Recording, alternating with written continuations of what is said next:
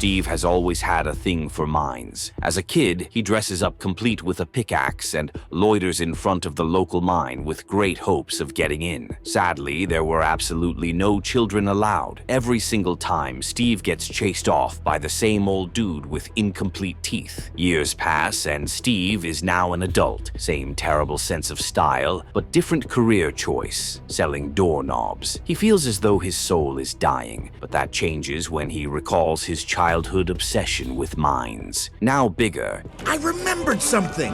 He gears up with a headlamp and his trusty pickaxe and comes face to face with the same old dude. This time, he easily runs past him. Steve goes on to mine to his heart's content and even comes across some ancient artifacts, an orb and a crystal. Putting these two artifacts together, he opens a portal to another realm known only as Overworld. This place blew my mind. Steve immediately likes it there. The air is cleaner, and the scenery is nothing short of amazing. Within days, Steve realizes that he can create whatever he wants, so he makes 3 houses, 2 out of bricks, and the third out of sheep's wool alone. The only downside to the overworld is that nighttime happens every 20 minutes, and with it comes zombies. By daybreak, a lonely Steve hears the howl of a wolf. This wolf had come to eat Steve, but he wins it over with thigh bone and names the wolf Dennis. Together, they have the best time, and Steve goes on to build even more exquisite houses. We built endless masterpieces. Ultimately, he creates a theme park and names it Steve's World. The years fly by until Steve comes across some ruins and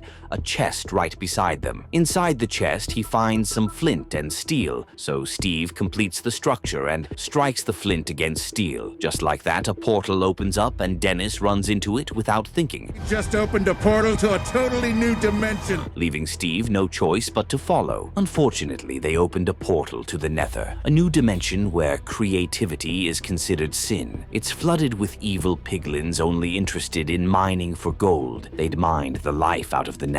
Their leader, an evil piglin sorceress named Malgosha, wonders why Steve is so round in a world full of cubes, but Steve is more worried about Dennis. In turn, Malgosha captures both of them and retrieves the Orb of Dominance, hoping to use it to control the affairs of the overworld. Locked up, We call this a cube. Steve realizes that he has to do something to stop Malgosha. Dennis steals the keys to their cell, and they break out that night. Steve then steals the Orb of Dominance, rubs his scent on it, and hands it to Dennis with specific instructions. So he ran all the way back to my house on Earth. The wolf is to head to Steve's home at Hollyoak Drive and hide the orb there. It's the last time they speak, seeing as Steve gets captured seconds later. Luckily, Dennis escapes into Overworld and then back to Earth, following the doggy door into Steve's apartment. As he dumps the orb and crystal under Steve's bed, they separate, closing the portal to Overworld. Enter Garrett Garrison, a former video gaming champion known as the Garbage Man. Garbage Man. And owner of Game Over World, an arcade store with so little business, a lemonade stand would make more profit than it. Right then, a male woman delivers an eviction notice to Garrett, and all the spunk he started the day with seeps out. He rides over to a storage auction to feel better, and the auctioneer mentions a unit with a 1978 Atari Cosmos, a collector's gaming console. Garrett outbids everyone else because of this, only to empty the Cosmos box and find a bunch of trash, including the orb and crystal. Does not mean you can trash this unit! Sadly, he has no idea how important they are and just leaves them on the floor as he throws a tantrum about not getting his Atari Cosmos. To make things worse, his car gives out on his way back home, and Garrett comes out of it just to scream for a while. Meanwhile, Henry, a talented creative, and his big sister Natalie are driving over to Chuglis, Idaho to start over after losing their mom. Although young herself, Natalie's old enough to pass for Henry's legal guardian. They drive past Garrett, who's screaming and sobbing, and into Chuglis, meaningless. Or at least that's how I interpreted it. They meet Dawn, an energetic real estate agent, who hands them a package from the potato chip factory, where Natalie got a job as their social media consultant. For some reason, Dawn also runs a mobile zoo out of her car, but she passes it off as normal and hands Natalie the keys to their new place. The siblings move in and set up their rooms that night. By morning, Natalie prepares a tater tot pizza for Henry, just like their mom used to, and asks him to take it to school. She also gets him perfume, but the youngster doesn't really like it. Love you. Love you too. As Henry rides to school, Garrett's arcade store catches his eye. He stops by to check it out and just walks by the orb and crystal sitting on a shelf. In turn, Garrett offers to mentor Henry for a fee and even advises him to leave the tater tot pizza if he ever wants to make friends. With this, Henry heads over to Chew Glass High School, where he meets with Vice Principal Marlene, an oversharer. Getting to class, he meets the gym and arts teacher, Mr. Clemente, who's also Marlene's ex-husband. I wouldn't wish my life on my worst enemy. Clemente asks the class to draw a banana and an orange. While everyone goes at it normally, Henry draws his banana wearing a jetpack. His teacher doesn't like this, and two other boys in his class claim that it's impossible. Taking this as a challenge, Henry uses improvised equipment to create a makeshift jetpack and straps it to the skeleton from the biology lab, not knowing that the boys from his class cut one of its wires to sabotage him. Mr. Clemente and the rest of Henry's class count down to 0 before Henry sets off the jetpack. Meanwhile, his big sister is giving a presentation.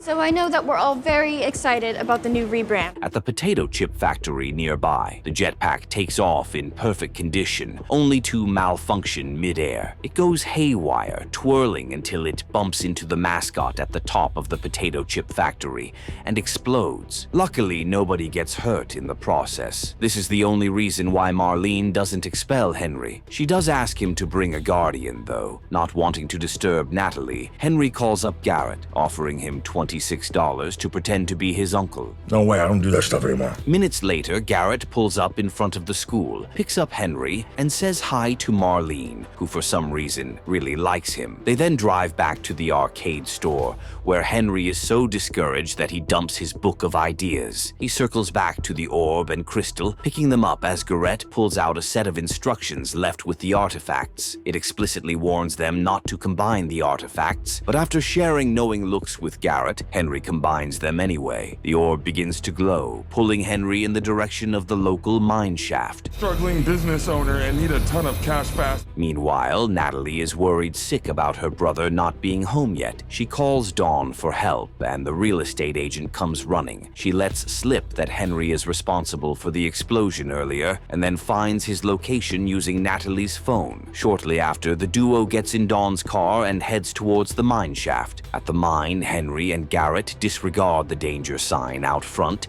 and follow the orb deeper into it. Dennis then shows up, lurking around the gate. Stepping in, the orb leads them to the same portal Steve went through, and as they come closer to it,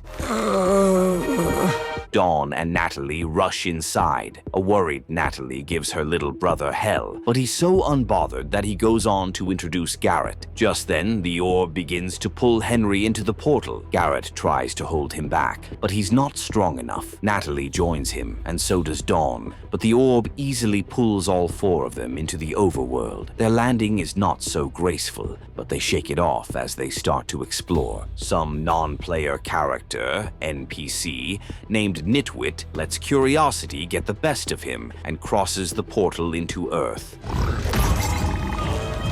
Meanwhile, Malgosha is busy terrorizing some poor piglins when she sees a sign that the orb has returned to the overworld. Immediately, she and her men head down to the dungeon to strong-arm Steve into getting it for her. Steve almost betrays Malgosha on the spot, but she dangles Dennis's collar before him, pretending to have the dog in her custody. This way, Steve has to get the orb in exchange for Dennis. On the other hand, Nitwit makes his way out of the mine shaft, crossing paths with Dennis, who's on his his way in. In the overworld, Garrett tries to communicate with one of the sheep, Lead us to your treasure lode. Garbage man. only for nighttime to arrive in the blink of an eye. Dennis, having arrived, howls at the moon, and everything alive, including the sheep, makes a run for it. Garrett and the others don't understand why until it starts raining flaming arrows. Garrett flees the scene first, but ends up falling into a ditch. Henry, on the other hand, bumps into a pillar, losing possession of the orb. The force from the collision converts the block into a little one.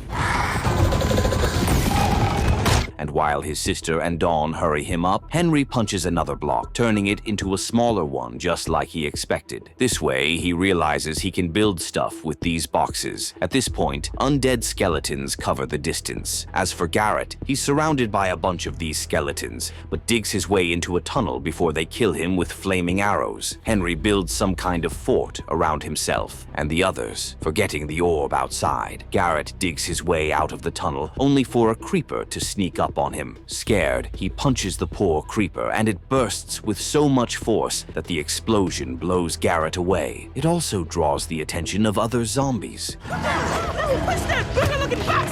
They swarm towards the garbage man in no time, forcing him to run and scream in no particular order. Henry calls out to him from their tower top, but Garrett is distracted by the orb. He picks it up, only to have the crystal shattered by a flaming arrow. Unfortunately, only the orb is left, and the portal back to Earth closes. Shoving the orb down his pants, Garrett returns to worrying about his safety. One of the zombies sneaks into Henry's fort, and he and the other two combine efforts to push it down the tower. This means more zombies for poor Garrett to deal with. So many of them swarm him that Henry has to pull Garrett into the tower and cover it up again. Too bad an explosion blows a hole in their fort. Filing in, the zombies make their way to the top, forcing Henry and the others to cower in a corner. Suddenly, a messiah appears. Good old Steve. He defeats all the zombies, even plucking off the hand of one of them and smacking him with it. By the time they try to get back up, the sun rises. They burn to a crisp in the presence of everyone, making Steve look even cooler. He introduces himself after this and informs the crew that they can't return to Earth without the Earth crystal. Annoyed at Garrett, Dawn takes the orb from him and hands it back to Henry. Rely, muchacho. In turn, Steve agrees to help them get to Woodland Mansion, where they can replace the Earth crystal, but on the condition that they give him the orb when he succeeds. Garrett and Steve then shake on it like men, and Steve announces that they'll be heading to Midport Village to gear up. Back on Earth, Marlene runs over Nitwit. She checks on him, and the only thing weird to her is his huge head. To atone, she offers to take him out for dinner. Steve and the crew arrive at Midport Village, where the villagers are pacifists and vegetarians. He goes on to assure Henry that he can build anything he dreams of, only for an iron golem to scare the heck out of Natalie. Steve has to assure her that the golem is just there for local security. Shortly after, Garrett complains about being hungry, so Steve takes them to a chicken shack where he cooks an entire chicken with lava. It's so hot that Steve can't even take a bite, but Garrett plays tough and ends up whimpering like a little girl. Back in the Nether, Malgosha gets some disturbing news. Her response is to call for General Chungus, I have a small business too. a high-ranking piglin. She then commands him to find Steve and his companions, kill them, and fetch her the orb. She hands him a Nether wart, a potion that stops piglins from turning into zombies when they enter the overworld. Chungus takes a sip and hands it over to one of his men, asking them to pass it around. Natalie gives Steve hell, complaining about wanting to get her brother out. Steve thinks Henry's creativity could help him survive in the overworld, but Natalie just sees it as the reason why Henry's always getting picked on back on Earth. Henry overhears her and just storms off, claiming that he's better off in the overworld. Noticing that Natalie's sad, Dawn takes to go get a map. Meanwhile, the boys follow Steve into his arsenal, where he keeps everything from explosives down to countless blades. Garrett comes across an ender pearl, an object capable of teleporting you to wherever you throw it. Those are some of my favorite treasures. Garrett doesn't believe it, so he tries it out and screams his head off when he actually teleports. Moving on, Steve takes them to the crafting table, where you can combine elements in different patterns to create whatever you like. He makes a blade as an example, and Garrett, feeling the need to prove himself, tries to make something too. Unfortunately, he makes buckets that look like nunchucks. Henry gives it a go, combining everything from metal to tater tots and ends up with what he calls a tot launcher. Steve is amazed by the youngster's talent. Garrett calls Steve aside after this, reminding him of the note he attached to the orb, the one about riches. Steve casually admits to keeping some diamonds at the redstone mines, but it's a major detour from the Woodland Mansion. In turn, Garrett makes it clear that without the diamonds, Steve won't be getting the orb. Meanwhile, Natalie and Dawn arrive at the map store, but only get a few words in before the village alarms go off.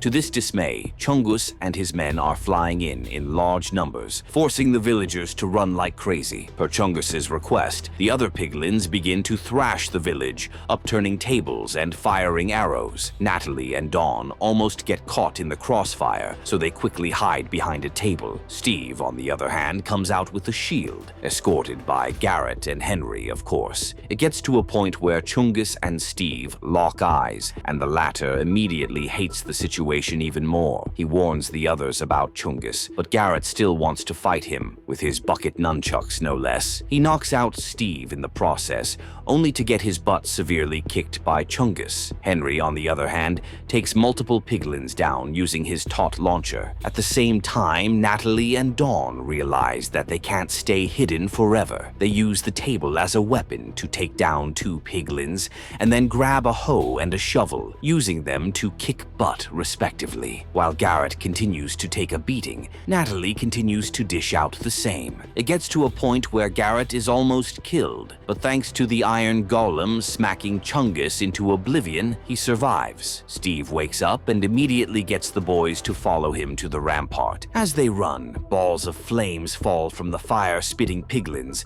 putting even more panic into Natalie. She almost runs after her brother, but Dawn convinces her that they'll all meet up at the Woodland Mansion. Steve pulls out elytra wingsuits, but he only has two. Henry goes first, not because he wants to, but because Garrett pushes him off the rampart. Luckily, the wings kick into action right before he crashes into the ocean. With more piglins on their tail, Garrett jumps, leaving Steve to notice that he can't stay there. Steve joins Garrett, jumping on his back and steering him like some bird. However, it doesn't stop the piglins from chasing them. One of the piglins somehow jumps and holds onto Henry's leg, not letting go no matter how much he slams it against the mountain. All the while, balls of flames never stop coming. As for Steve, they're pursued not only by flying piglins, but by hog riders too. Some of them jump from the mountains onto Garrett's body, forcing him and Steve to think up a solution. To escape the fire-spitting piglins, they switch positions, going head to toe and narrowly fitting through a hole in the mountain up ahead. A ball of flames escorts them, but they make it through. That leaves Henry.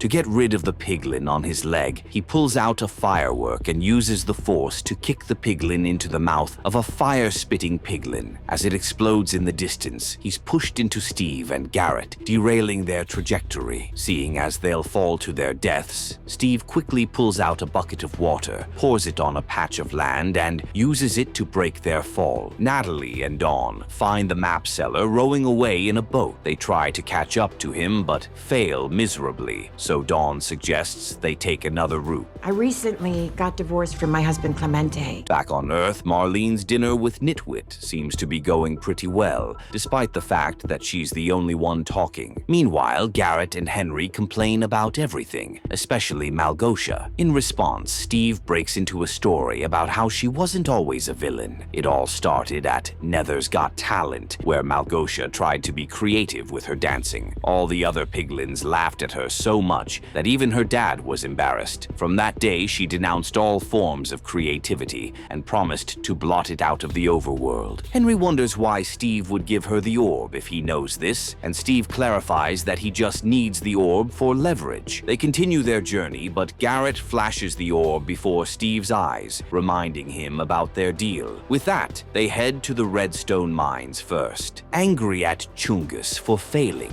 Malgosha releases the Great Hog, hog, a ginormous piglin, and has him kill Chungus on the spot. My mom would never let anything happen to him. She then sends him to the Overworld to complete the mission. It's nighttime in Overworld, and Dawn and Natalie are lost. They defeat zombies while talking about how hard adulthood is. Just then, they hear a howl, only for the wolf to come after. Natalie wants to kill it, but Dawn simply entices it with a bone. The wolf mellows out soon, and its collar appears with the name Dennis engraved. They realize that he's Steve's pet, and Dennis is more than happy to take them to his master's location. Then, Steve leads the boys into the redstone mines, explaining how redstones conduct energy. Garrett steps on a booby trap, suffers the consequences, and eventually flips a lever which opens the door to Steve's diamond stash. Henry discovers that Steve and Garrett plan to come here all along, and he's not happy about it in the least. Unfortunately, the Great Hog chooses now to burst into the redstone mines,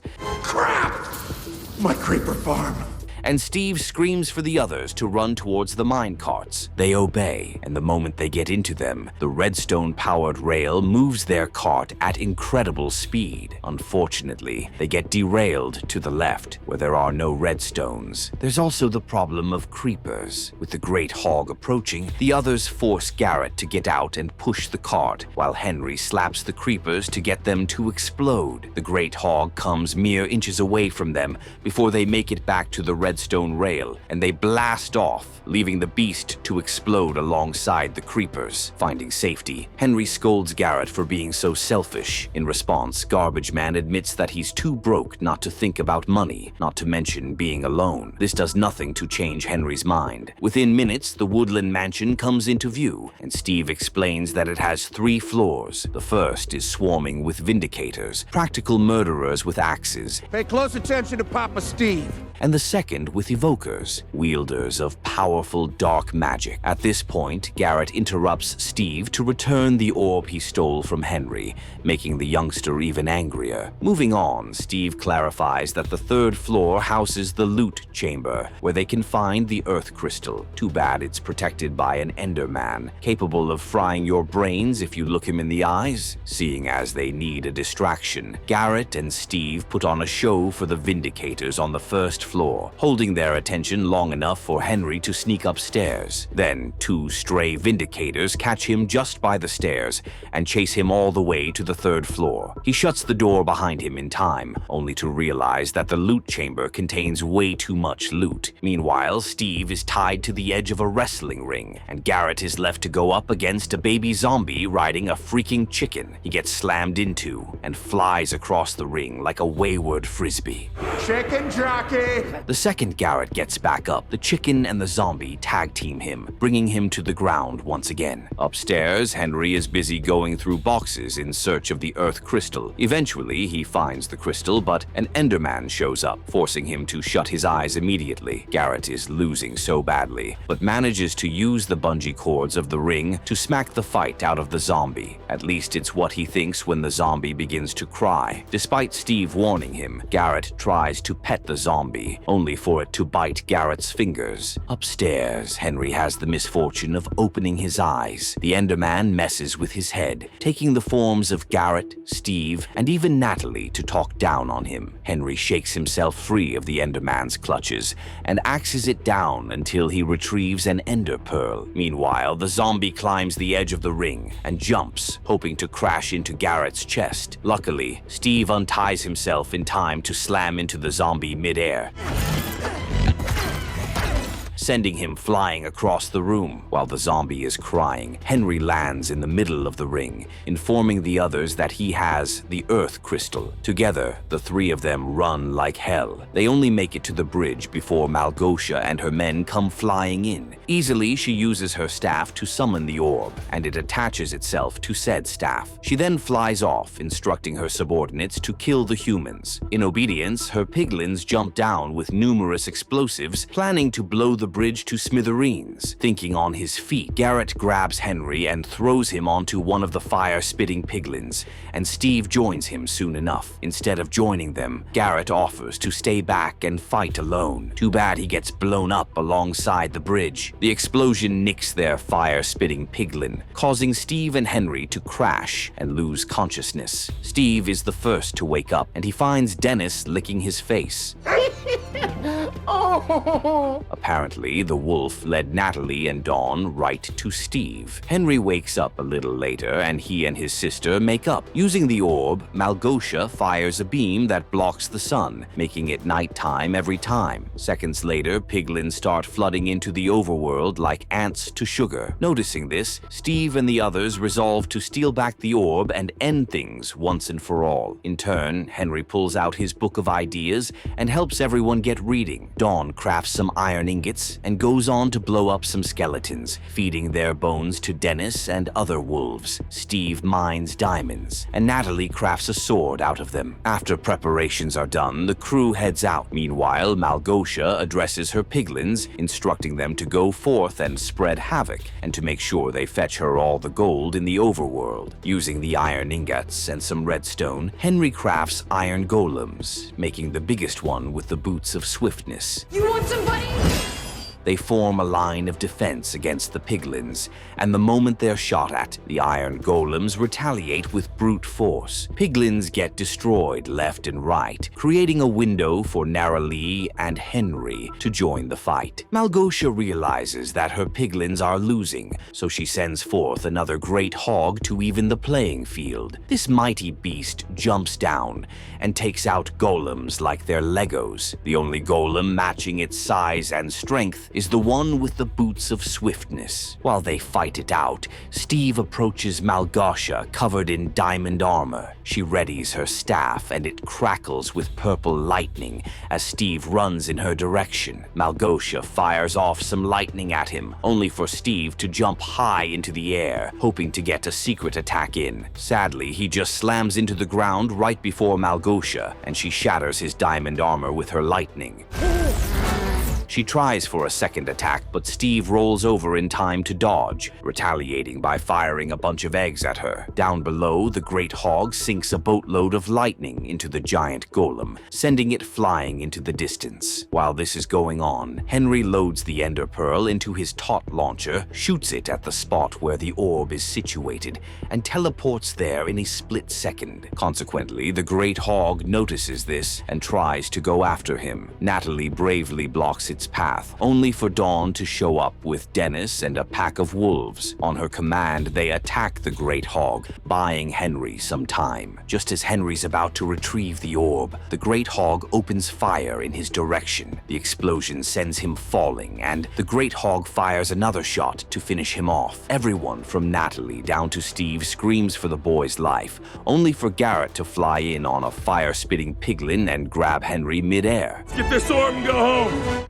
Apparently, Garrett jumped off the bridge and used Steve's water bucket trick to break his fall. As everyone cheers him on, Garrett asks Henry to grab a spear and pierce the fire-spitting piglin's tentacles. He does this, and it spits out multiple fireballs at the Nether portal, blowing it to pieces and forcing out the orb. Just like that, the skies clear up, giving way for the sun to transform all the piglins into zombies, and the zombies into ashes. The orb falls in front of the great hog, but the moment it picks it up, Henry's giant golem returns with a vengeance. It delivers a flawless uppercut so powerful that the beast flies for a moment. The golem then flies to the hog's level and punches it into the ground, letting the orb out of its grasp. Natalie catches the orb on its way down and links up with Dawn, Garrett, and Henry. While they hug it out, Steve finishes things with Malgosha, who's now too weak to do anything.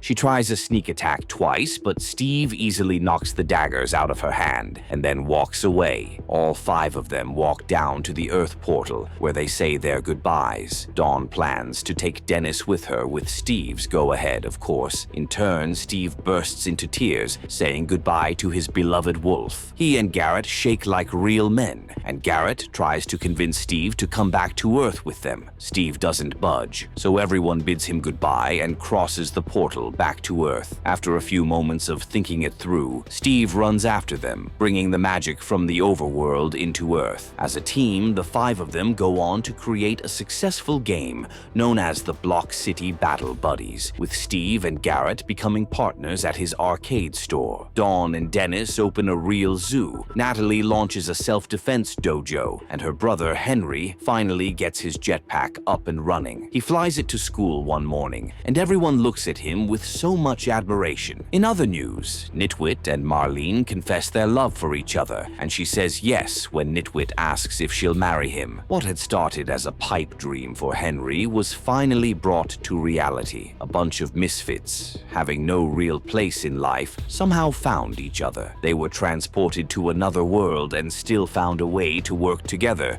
to defeat evil and make their way back to Earth. It doesn't have to make sense to the people looking from the outside in. Just let your creativity flow.